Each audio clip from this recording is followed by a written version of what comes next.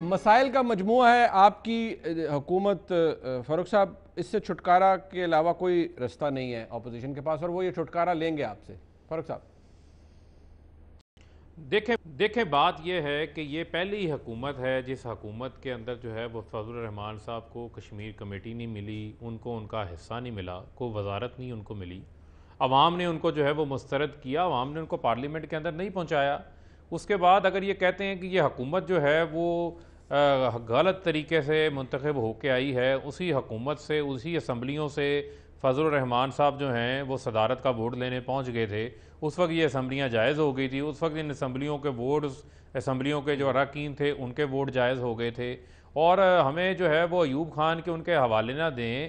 مشرف کا L F O پاس کروانے والے یہ تھے، وردی سمیت اس کو ایل ایف او پاس کروا دیا کیونکہ مفادات لگے ہوئے تھے۔ اب معاملہ یہ ہے کہ ان کا جو اصل ایشو ہے، جو بنیادی ایشو ہے، بنیادی ایشو ان کا یہ ہے کہ ان کو یہ ڈر ہے کہ اگر جو ہے وہ ہم سڑکوں کے اوپر نہیں نکلیں گے تو ہمارے کرپشن اتنی کی ہوئی ہے، لوٹ مار اتنی کی ہوئی ہے، این آر او ہمیں کوئی نہیں مل رہا، ہمیں راستہ کوئی نہیں مل رہا، ہم جیلوں کے اندر چلے جائیں گے۔ یہ ان کا ایشو ہے، اور ان کا ایشو کوئی نہیں ہے۔ دیکھیں نا، ایک سے ایک بڑھ کے کسی نے ٹیٹیاں لگائی ہیں، کسی نے جعلی اکاؤنٹس بنائے ہیں، کسی نے منی لانڈرنگ لگائی ہے، کسی نے اختیارات کا ناجائز استعمال کیا ہے۔ ایک منٹ میں آتا ہوں منیب، آتا ہوں، اس پہ بھی آتا ہوں۔ دوسرا مجھے یہ بتائیں نا، ہمیں یہ کہہ دیا جی کہ آپ نے جی کشمیر کے اوپر جی کمپرومائز کر لیا، اور بھئی آج پاکستان جو ہے وہ اقوام متحدہ کے اندر ایشیا پیسفک کے سب سے زیادہ ووٹ لے کر اقوام متحدہ کی انسانی حقوق کمیشن کا رکن منتخب ہوا ہے۔ یہ پاکستان کی سفارتی کامیابی ہے، وزیر اعظم کی جو عالمی دنیا نے کوششوں کو سراہا ہے، جس کی بنیاد کے اوپر آج ہمیں یہ اعزاز حاصل ہوا ہے۔ وہاں پر بھی کشمیر کا معاملہ اٹھایا جائے گا۔ آر ایس ایس کی بنیاد وزیر اعظم نے بتائی، مودی کی انتہا پسند سوچ دنیا کو وزیر اعظم نے بتائی۔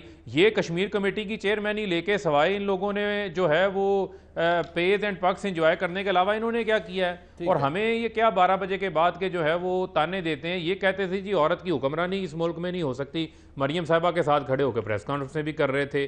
وہ امریکن سفیر جو ہے وہ اسکرٹ پہن کے بیٹھی ہوئی تھی، ان کو یہ کہہ رہے تھے ہمیں جناب آپ بنائیں جی، وزیر اعظم بنائیں، ہم آپ کی بہت اچھی خدمت کریں گے۔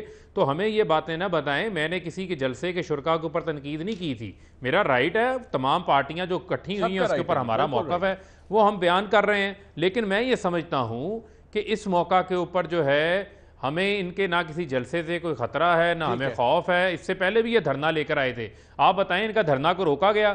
ان کے دھرنے کے خلاف کوئی ان کے اوپر جو ہے وہ شیلنگ کی گئی؟ ان کے کارکنان کو گرفتار کرنے دیا گیا؟ یہ آئے، ہم نے ان کو کہا آپ پرامن پروگرام کریں، حکومت تعاون کرے گی۔ اب بھی ہم ان کو یہ کہتے ہیں یہ اپنا پرامن پروگرام کرنا چاہتے ہیں، یہ کریں، لیکن یہ نہیں ہوگا کہ آپ آئیں اور آ کر آپ کہیں جی ہم ریاست کو یرغمال بنانا چاہتے ہیں، ہم ریاستی اداروں کے آئینی اداروں کے خلاف ہرزہ سرائی کرنا چاہتے ہیں، ہم اپنی شکست کا رونا دھونا چاہتے ہیں، وہ نہیں ہوگا۔ ٹھیک ہے، یعنی کہ 2014 والا کام نہیں ہوگا۔ دانیال صاحب، یہ اہداف پھر آپ کو پتہ ہے 26 وہ تو لکھے ہوئے ہیں، پر اہداف ہیں کیا؟ استعفیٰ لینا وہی اہداف ہے جی ایونچولی؟ اس میں جی واضح طور پہ میں آپ کو بتانا چاہتا ہوں کہ یہ جو قوم کے ساتھ غلط بیانی ہو رہی ہے اور ایک بہت بڑا کالا دھوکہ ہو رہا ہے کہ مہنگائی جو ہے یہ گورنمنٹ کے ڈاکیومنٹس اور گورنمنٹ کے ادارے جس میں state bank, planning commission, ministry of finance اور کمپٹیشن کمیشن آف پاکستان، یہ تمام تب بتا رہے ہیں اپنے پالیسی ڈاکیومنٹس میں اور اپنے مختلف آن آفیشیل سٹیٹمنٹس میں، آئی ایم ایف کے اگریمنٹس میں، ورلڈ بینک کے اگریمنٹس میں،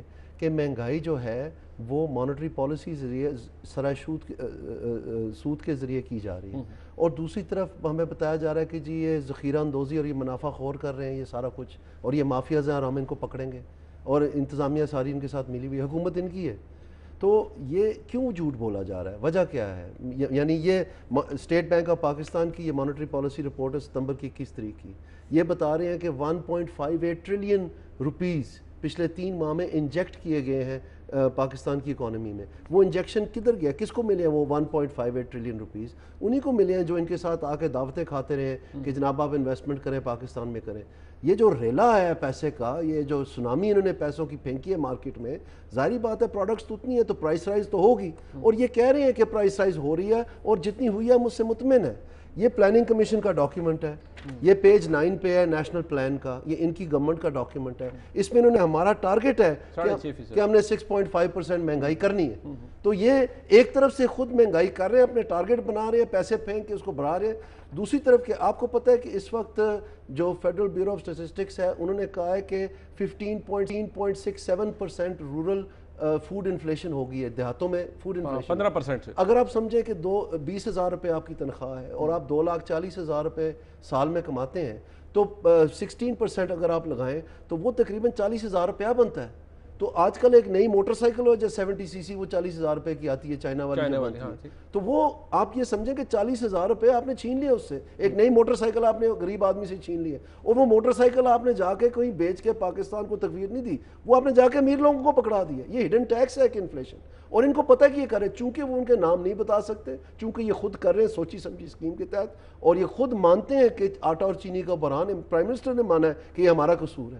تو اس تباہی میں نہ صرف کہ آپ اس بیچارے غریب کے 40,000 روپے چھین رہے ہیں اس کی جیب میں سے، اوپر سے آپ کہہ رہے ہیں کہ آپ کی اسی کے اوپر آپ نے جا کے پرچہ کرنا ہے. بیچارہ ٹماٹر بیچ رہا ہے، کوئی کھیرے بیچ رہا ہے، کوئی فروٹ بیچ رہا ہے، کوئی دودھ بیچ رہا ہے، کوئی گوشت بیچ رہا ہے، اس کو جا کے یہ بازار میں گرفتار کر لیتے ہیں. اور یہ ان کا کمپٹیشن کمیشن کا پالیسی نوٹ ہے جو 2019 کے اینڈ میں ان کی گورنمنٹ کو دیا انہوں نے، جس میں انہوں نے کہا ہے کہ یہ جو the price control prevention and profiteering and hoarding act 1977 یہ سارے غیر آئینی ہیں، اور ان کی وجہ سے بلیک مارکیٹس بن رہی ہیں اور شارٹیجز ہو رہی ہیں. کہ یہ 1977 میں آپ کو بتانا چاہتا ہوں مئی کی 25 تاریخ کو یہ قوانین بنے تھے، جون کی 7 تاریخ کو شاید بھٹو کی حکومت میں مارشل لا لگ گئی تھی. تو یہ آخری دن تھے اس کمیونسٹ ایرا کے جس میں نیشنلائزیشن کی وجہ سے جو پروڈکشن تھی وہ سلمپ میں چلے گئی تھی، کیونکہ بیوروکریسی کا کام نہیں ہے کاروبار چلانا.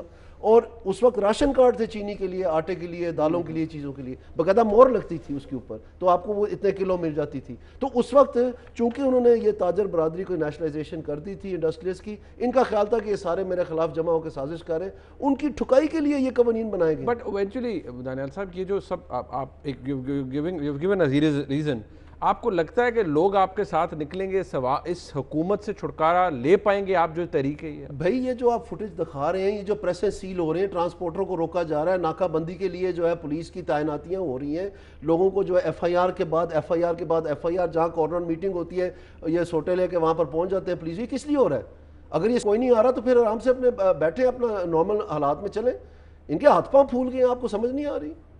اچھا بٹ دانیال صاحب یہ ایونچولی جو اہداف ہیں حافظ صاحب نے بھی ذکر کیا، مجھے صرف بریفلی بتا دیجئے ہدف یہ ہے کہ ان کا استعفیٰ لینا ہے، عمران خان صاحب یہ استعفیٰ دے تو تحریک ختم ہو جائے گی؟ دیکھیں جی ہدف میں کسی قسم کی لگی لپٹی بات نہیں ہوئی ہے. مولانا فضل الرحمان صاحب کے بیانات سے، بلاول صاحب کے بیانات سے اور میاں نواز شریف صاحب کے بیانات سے جتنی دیر تک چلتے رہے ہیں انہوں نے صاف صاف بتایا مسئلہ کیا ہے. کوئی انہوں نے آپ نے سنا ہے وہ سارے؟ کوئی وہم و گمان رہ گیا اس میں؟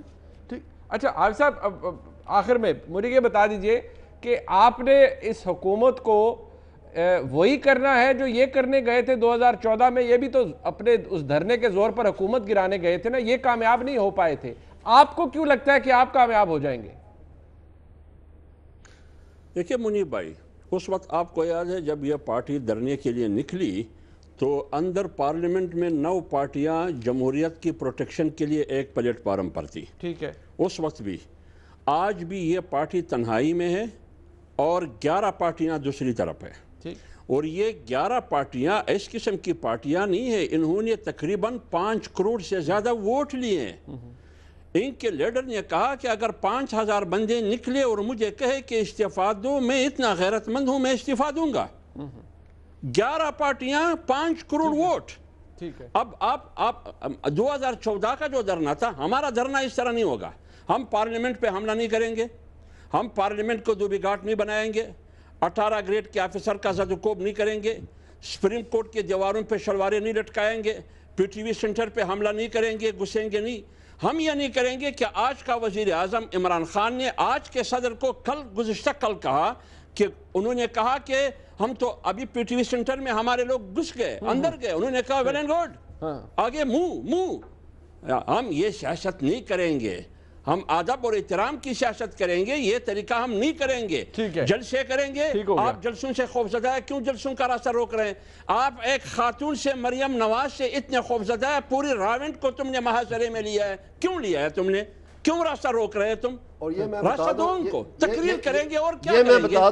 یہ میں بتا دوں، یہ جو تم نے مولانا فضل الرحمان صاحب کے انٹرویو پہ پابندی لگائی ہے. तुम मियां नवाज शरीफ साहब के इंटरव्यू को टीवी पे नहीं दिखाते हैं? क्यों डरे हुए आप लोग? अच्छा जमहूरियत है ना, कहाँ है? न सियासत आजाद है, न सहाफत आजाद है, न मईशत आजाद है, सारी चीजें आपने जंजीरों में जकड़े हुए हैं।